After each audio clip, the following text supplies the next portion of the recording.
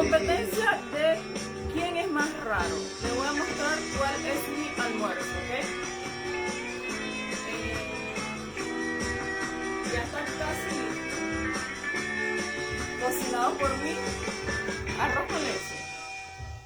Na každú verejnú nahrávku jeden šibeničný. Na pozadí štatistiky alebo feature po maratonsky. Hráte sa, detičky, hráte? No, nebojte sa, poďte bližšie. Toto je mikrofón. Ak mi pekne odpoviete, budete sa v sobotu počuť v rádiu. Ja viem básničku. No to je dobré, malička, to je dobré, ale ja sa vás chcem teraz na niečo spýtať.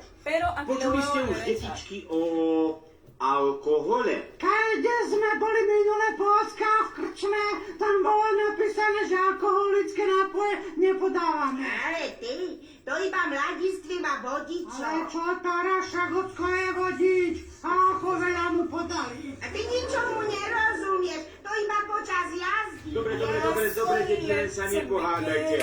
Povedzte mi, už ste si niekedy vypili trošku pivka alebo vínka. Nedal vám ocko aspoň na jazyk? Ten Mišovi dal minulé na hubu. Tak lebo mu vylogal plný pohár. No tak Arroz to con leche. bolo tvrdé. Ale Buen provecho. neujo, to bolo pivo. Tvrdé si dal oco. A ty Después de bola aquí, vyleť. creo que se va a arreglar algo acá. Mišo, El to je texto dobrý en nápad, este Miuka, cuartito Mišo. y No, va a seguir haciendo números. El trabajo. ¿Qué le parece mi looks?